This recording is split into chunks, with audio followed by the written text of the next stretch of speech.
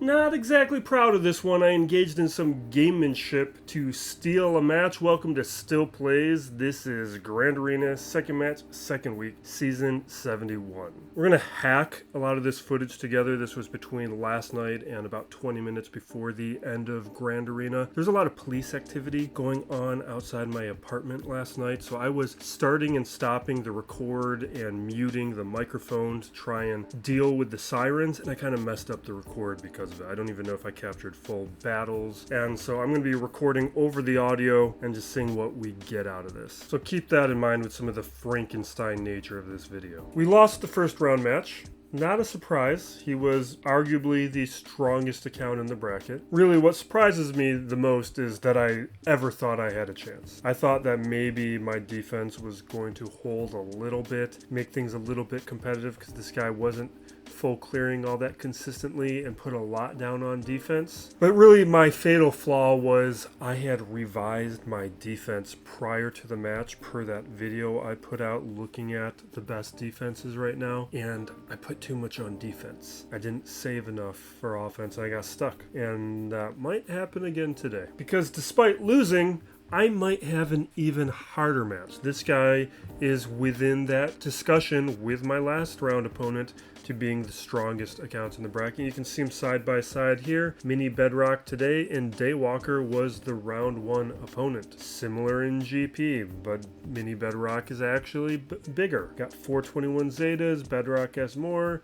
Amis, he has more, 77. GLs, they're tied. They both got Pirate Hondo. They're the only two players in the bracket with Pirate Hondo. Bedrock has more relics at 303. It's only 4 more, but still, he has them. We see it in the relic count too, 1945, more than the round one opponent. But now we see some differences where the distribution is a little bit more favorable towards me. Not as much tier 5, not as much tier 7. He does have more at tier 8 and tier 9 though, but a little less dominant. And then another thing where the round one opponent was stronger, mods. His mods are noticeably weaker, not just from the round one opponent, but also than my own mods. I do have better mods. And we see that in the hard counts too, where I've got 23 more 25 plus. I got way more 20 plus and way more 15 plus. So hopefully that evens the playing field a little bit. And then Datacrons, round one opponent had more. I'm number one in the bracket. He though is a serious participant within Datacrons. There's no problems here. No weaknesses for me to exploit. And then you look character by character with the modding. You can see it in the GLs here. He's not as strong as the round one opponent, and actually in a number of places you can see my modding's better. My modding beats him on Ahsoka, not Leia, but Jabba, Lord Vader, JMK, JML, Sith Eternal Emperor. All those characters I have a mod advantage. Not that we're going to be facing up, but it just kind of shows those little opportunities where I have a little bit of strength. And then we see with these characters, he's probably going to have every single Ami considering how many he has. But modding, again, we see the differences where I do have the advantages in these side-by-side matchups. Although we are tied on the Wampa. But we're seeing 3 Amis on every character that can have 3 Amis. 300 speed bow though, we'll be looking for her in a moment. No crosshair, no fugitive. That's notable, because I would have thought he would have had them. And then everything else looks good. Now we'll check out the quality of the modding, because this might look good for me. Now I have 64 characters now, I think, after Mas Kanata. I might be at 64 characters. I was 63 last time I counted, but that was before Maz. So I think I modded to 300 above. And looking at his roster, there's his bow. Yeah, he's Shadow. He doesn't even have 40. That puts him at, what, 32, 34. Well, maybe multiple characters are at 300. Let's check. No, 6'2's at 298. So he's very shallow with his modding, but his relics are probably going to more than make up for it. But we do see that he has a number of characters that are just not modded as fast as they could be, but I don't think there's anything super problematic here. He has a number of the right characters modded fast. And why I like to look at it is, especially with certain counters, it affects the win rates pretty meaningfully. Like when we saw that I lost Pirate Hondo last week when I won Pirate Hondo in week 1, those are the types of things where modding can make a big difference. We'll quickly go through this. I intended to make a change, and I think I ended up forgetting because I was being indecisive. I didn't know what I want to take off of defense, and then I just ultimately didn't do any. Oh, and he's attacked already. Okay, I didn't notice that. So he took out 2 teams. I did scout, but I didn't pay attention to his win rates, so I don't actually know how serious of a player he is. He might be done, but also at this stage he just may have done a couple battles. He did lose the first round though, and he's an account that probably should have won it. Now we have Ahsoka here with Watt and Hu Yang. We got Pirate Hondo, Lord Vader, Rey, Iden. We have not faced the Iden Cron yet. We'll have to see what happens there. Then down below we are looking at SLKR, JMM, Saw Luthen without Datacron, and then we got Grand Inquisitor and Jabba. And now I'm remembering I didn't complete my strategy because I didn't check how I want to handle this Grand Inquisitor. It looks like we're safe, and I think this is going to be a win. I just checked his history to make a plan for Grand Inquisitor, and this guy looks like a 3v3 hater, so I think I'm pretty safe. And after going 3-0 last week, put me in a pretty good position for a winning season as long as we get through this. What was my plan for the rest of this? Did I have a plan for SLK? I did not finish my strategy. All right, we're going to see how this day goes because this might get a little sloppy. It seems like maybe I had to stop for a moment because of the motorcycles, because I live on a very popular motorcycle road. It seems like the plan moving forward should be to take SLKR off of defense, and he might be the optimal counter while we have to deal with this Special Forces TFP Cron. Unless the other potential counter of Bane is reliable. We will try it right now. Didn't get to do it last round because I had to audible and just make sure I cleared the top territory. I just decided to abandon the bottom territory because I realized I didn't have enough counters. So we will see what happens. Now people were using Sith Assassin in a number of attempts, but mine's only Relic 5, so I don't want to do it. Is there, you know what? Who has a good amount of survivability? Health, Steel, Health, Protection, Tenacity? That looks pretty good. Let's do that. Jumping in with the recorded over footage. We're going to do this at 1.5 speed. So this is the first mistake. I went with Siphon, which I should have done increased cooldowns. Maybe that would have worked better. I just get in the habit sometimes during territory battles where I like to go for the Siphon first because it usually doesn't matter, but in some of these battles up against GLs it absolutely matters. And you can see in some of these situations, especially once they have Retribution up, being able to dispel would be pretty useful, like right now when I'm about to die, especially with like Health Steal and stuff. So that is misplayed. But it's a tough counter regardless. I think, though, I should have been able to win it.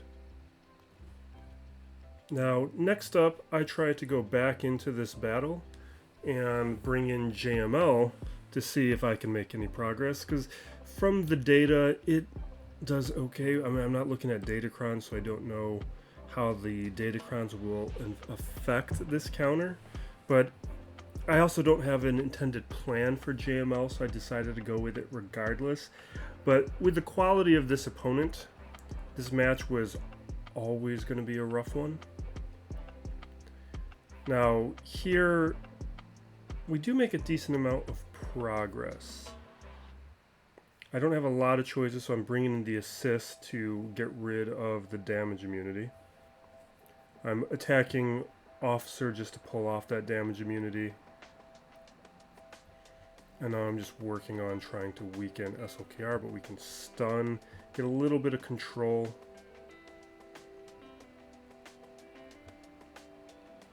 Now we have ability block. I can dispel again. And now I would like to take out Darkside Rey if I get the opportunity. So that is what I'm focusing on at this point.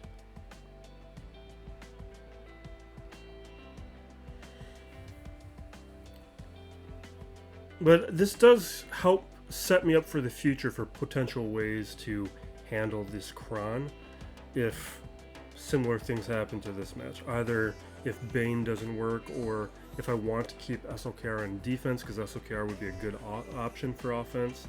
It's probably what I'll be doing in the future, but we will later in this video figure out some ways to deal with this, because we do get ourselves into this position where we at least have taken care of Ray. So now it's going to be at least theoretically easier to clean up. It's just a question of what teams that we're going to be utilizing, and it's something that we are going to be able to figure out.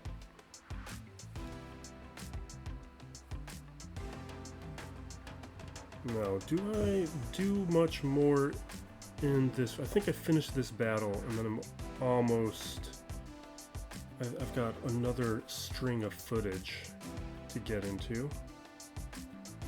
Yeah, so now I'm bringing in the Wampa with the Wampa Cron up against this Jabba, but I keep forgetting to factor in this Sortie Cron, which now I've faced twice, and it stops Wampa. I wasn't certain about it before, but now it's pretty clear that those stats are enough to counter Wampa, and you're just going to see this go terribly. So I'm not going to be doing this again. I thought maybe last round it was a consequence of just great modding for my opponent, but this guy doesn't have as good of modding, so that doesn't become a reason.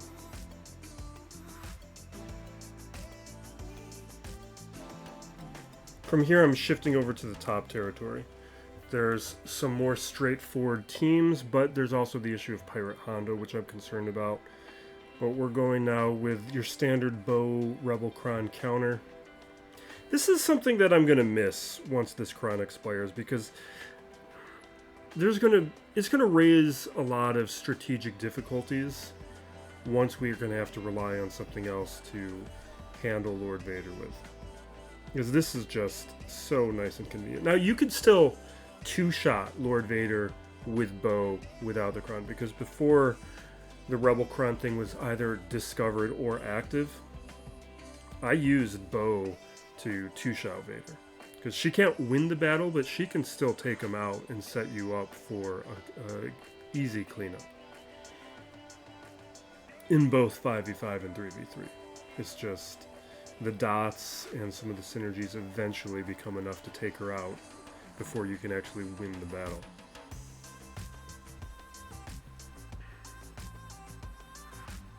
Yeah, so this, I went Armor Shred first, then calling in the assists, just because I want that damage to count a little bit more. We get those assists, the Dispel, the protection up, with Bo's basic, which is why she's still pretty good at dealing with Lord Vader even without the help of the Cron, because it's that Dispel of that protection up that equalizes things. It's just the effects of the dots eventually become quite a big issue, and the reason that the Cron works is because the Rebel Cron is speeding up the battle in a way before that negates the way that dots control the battle.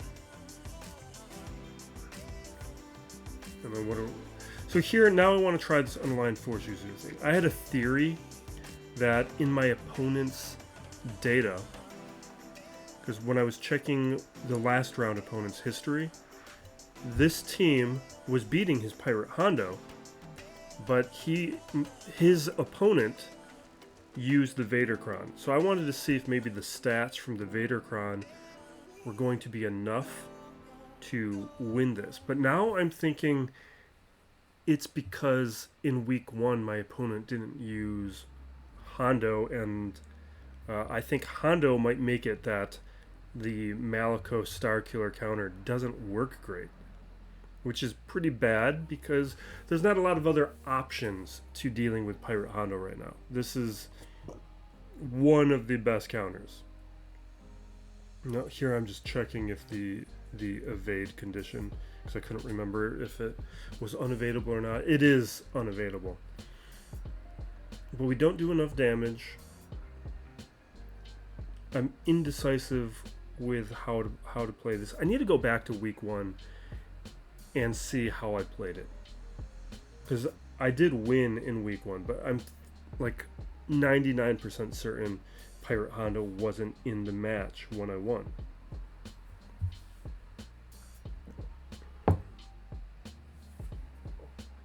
Yeah, so Hondo eventually gets going.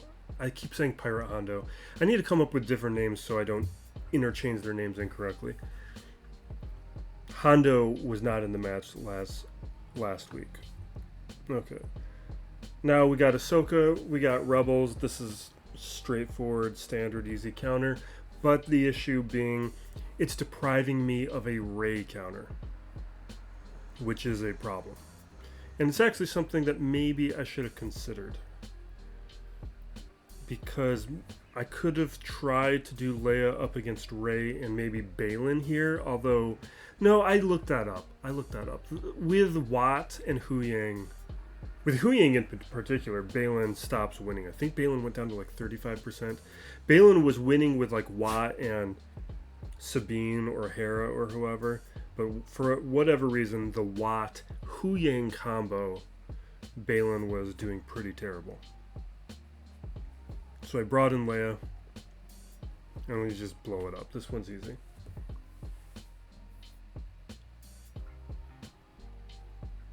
And if anything funky happens with the record, it is because I was pausing for sirens, which so far has not appeared in this footage. It probably affected the mute more, because I was more muting than not, and we're recording over the audio, so who cares?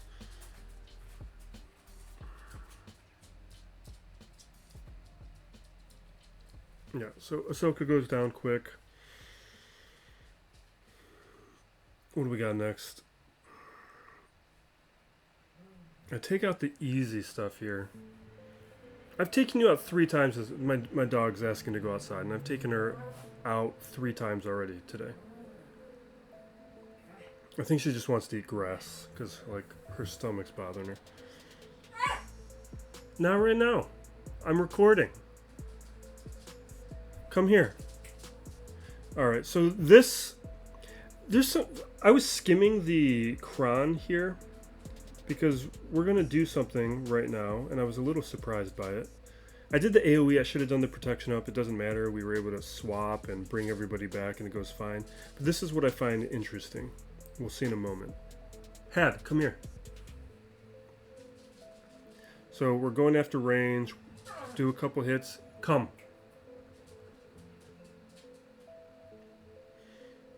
We do the AoE, and there's no revive.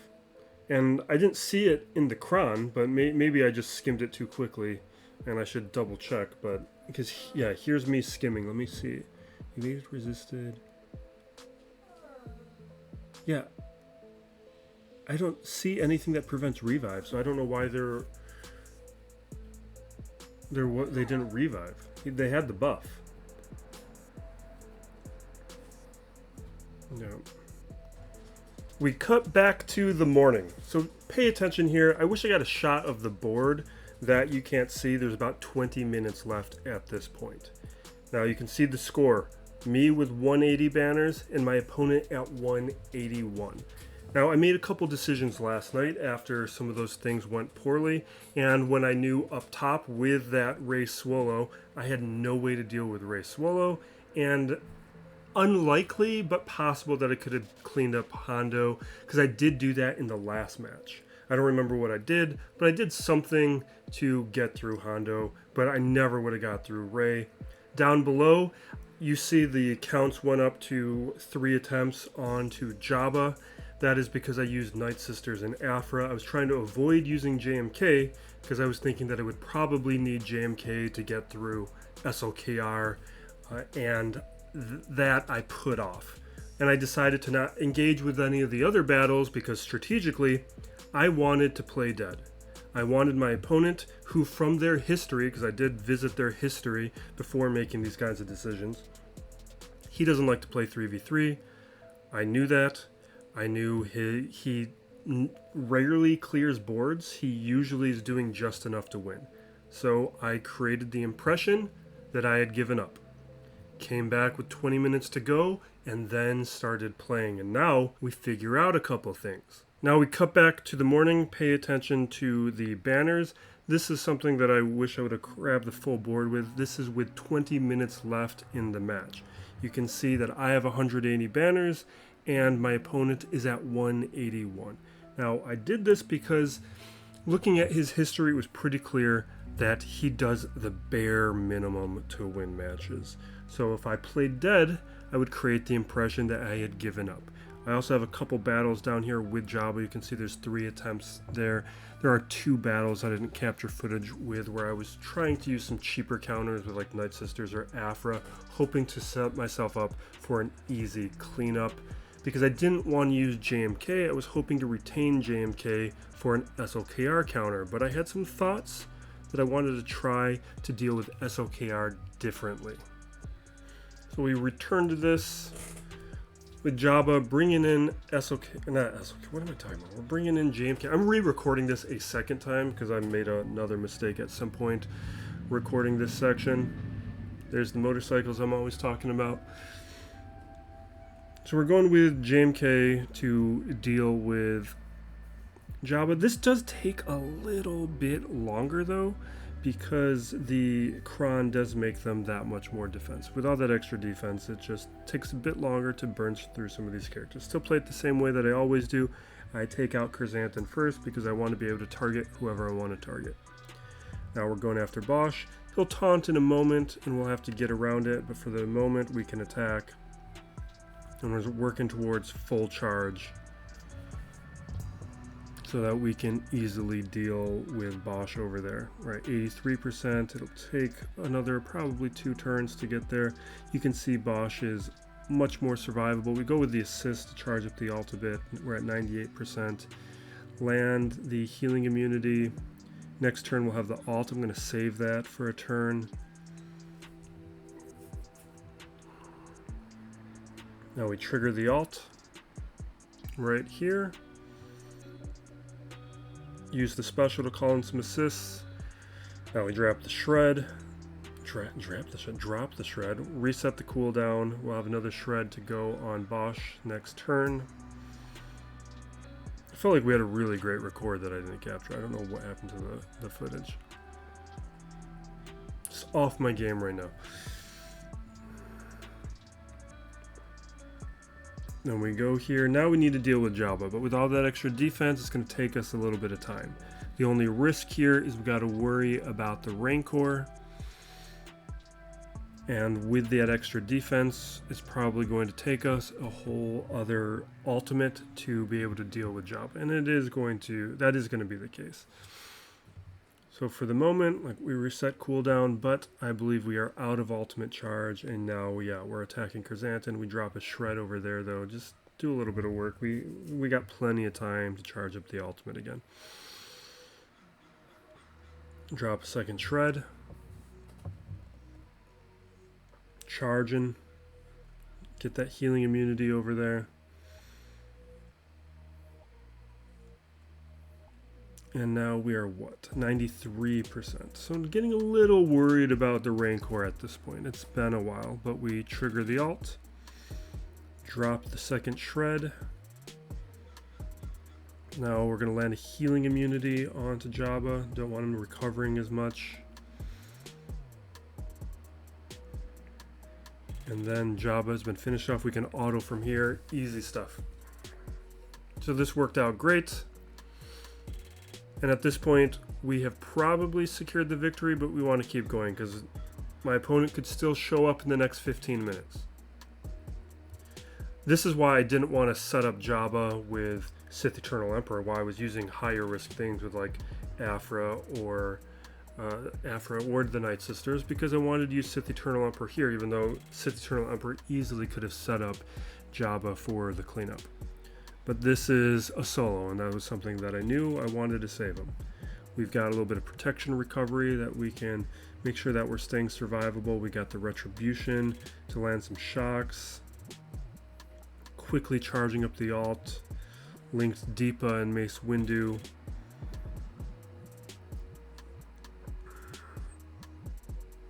Ayla's going to go down before we even get the ultimate off. Or, yeah, we'll trigger the ultimate before we get the shock off. And right there, Ayla's down, and now we blow them up. Easy, fast battle. We do need to be a little bit mindful of the clock. We don't have a lot of time left. So we're going here with Now I could have considered something like gas, but I go with Balin. I was thinking about keeping Balin because Balin maybe had a shot at dealing with that SLKR cleanup, but gas is a little riskier, and I knew this was going to be fast and a very powerful counter. This is just completely overpowers Soluthen, whereas the gas one is a little bit more questionable. Now that's eliminated, shifting over to SLKR. Now this is something I wanted to try, or no, I'm trying to do Treya right now. I'm trying to do Grand Inquisitor, and I just misclicked. We'll realize in a moment. Yeah, right here. Bring in this, and this is why you want to consolidate your 9th sister onto 3rd sister, because the 9th sister Cron does absolutely nothing with Grand Inquisitor. Whereas you throw that onto 3rd sister, now you can start getting some holds.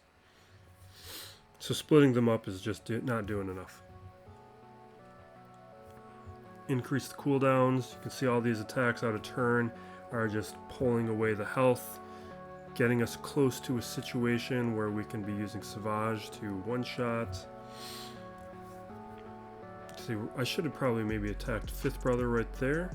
But it doesn't really matter because these attacks out of turn brings him down to where a single hit can knock him out. Same thing, Grand Inquisitor. Just blow him up and we got the Annihilate ready. Easy, fast battles. Now we got our cleanup. And this is something I was thinking about was a possibility. I didn't feel like it was a guarantee, but I thought it was worth the shot. Pirates, Maz, Kanata. Now the reason we're doing this is because in the last round, if you checked out that video, I brought in JMK up against my opponent's Maz Kanata. Now he had a Quaigold Cron and all 3 Amis. I only have 2 Amis, but it beat my JMK. Now there's plenty of room where maybe I misplayed it. Maybe JMK still should have been able to win it, but it at least showed me that Maz Kanata is very strong up against GLs. Now I don't think Maz would have been able to win this if Ray was still there. But as far as a cleanup goes with this high quality Cron, Maz I felt like was going to have a chance. Plus I have the Hondo Cron. And I was considering whether or not I use Silvo, because Silvo has the Ami on the, he has the Grand Arena Ami. It does have some turn meter removal synergy, which is why I went with it. I could have put in SM33 though, and once you see the footage, maybe I should have. Because the big thing that SM33 offers is a Dispel. And a Dispel can be very valuable, particularly up against this Cron. Because of that turn meter removal, I decided to go with it. Because we know from other counters like CLS, or not counters, but cleanups like CLS, the turn meter removal is very powerful up against SLKR. So we pull the Prophet away, we throw down that Expose, I put Captive over on the Pilot so he couldn't hurt me. Now the damage immunity though you see is a problem. I'm still doing some of these turns in basics to be working on the getting the stacks of whatever that's called for Hondo, the ransom. Now the damage immunity is gone. We throw the Captive back over onto Pilot just so we don't have to worry about Pilot while we're working on SLKR. We got 5 stars on my Silvo though, so he's a little bit vulnerable. A little worried about him, but it's doing okay. Pulling that turn meter again.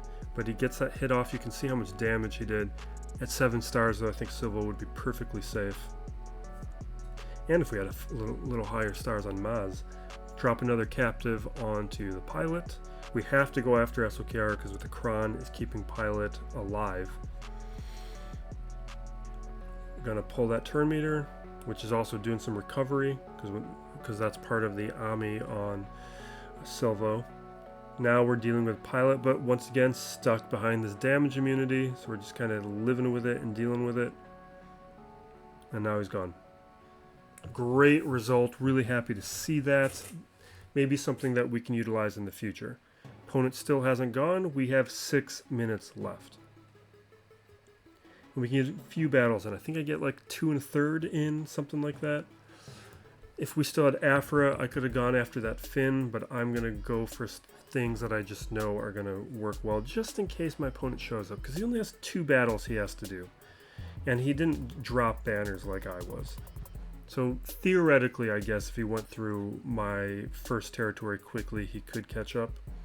So I just want to make sure we get ahead of things. Melgus up Kellerin. This is a strong counter. Get those hits in. With the Dark Deception, we do a lot of damage. Then we got plenty of control with the Fear.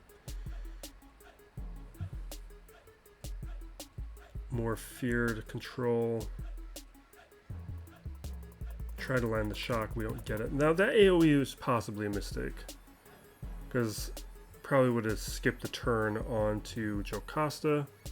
We're draining there. She gets a hit, but I'm able to get Taunt up fast enough where I don't need to worry about losing Darth Revan. And we got the turn fast enough to get our health back. This very powerful Ami on Jocasta. Definitely worth having. Now, just working more on Jocasta. And I don't know why I played it like that, but whatever. Jocasta's gone now, it's over. Now, in the bottom territory,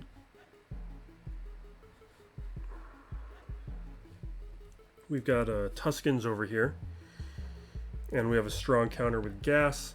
So we're just going to not overthink it, bring in a strong counter. We've barely got any time left.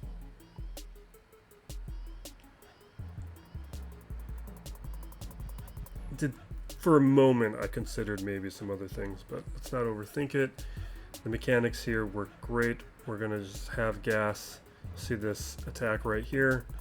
Tusken's not coming back. The other one will, but not that one.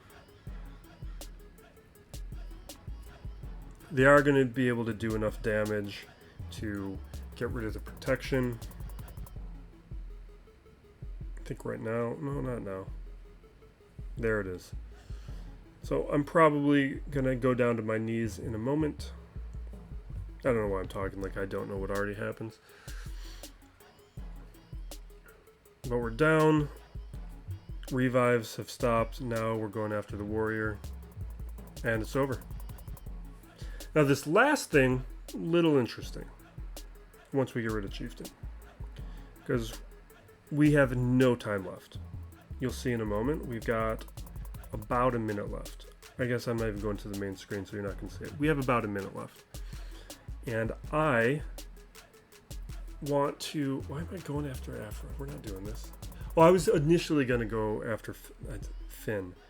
But then I wanted to see what Mace Windu is going to look like up against Maz Kanata. I just want to get a feel for this. I knew there wasn't enough time to win it. And you'll see it once we get a look at the clock. We've got just over a minute left in this battle. And I just want to know what this looks like for the future. And that's valuable because I know I'm not going to want to do it in the future.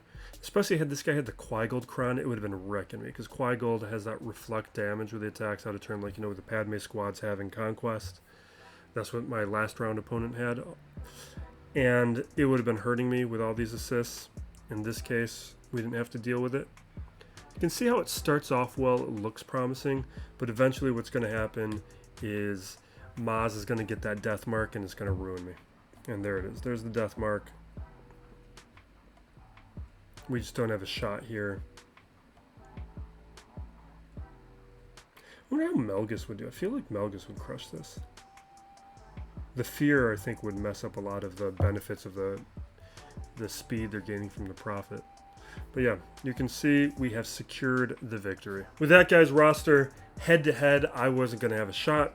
He had the type of roster to full clear. He didn't want to do it, so he set himself up to be vulnerable to shenanigans. And the subterfuge we used there to play dead put me in a position where I was able to pull this win out, get the extra crystals, and next round we'll be playing for a winning season. We'll be having early winning season if we can finish off the week with a win, and we'll be 5-4 after going 3-0 during week 1. Video wise, we have two decent ones here. We have a Datacron video to get you ready for the next conquest. Just be thinking about which ones you want to target. There are some changes I should note there though. The First Order Stormtrooper Cron, though, is a good one. I was wrong about it. And the other video down here is me breaking down the meta changes to the defense based on the impact of some of these new characters and the new Datacron set, looking at the week 1 results. That's something that we will be doing after the first week of every season. I think between 3v3 and 5v5. As long as there's new data to parse, we'll put out a video. That one's kind of easy and useful, and I think it has a good return. So thank you for watching. Be excellent to each other, everybody. This is Still Plays Galaxy of Heroes.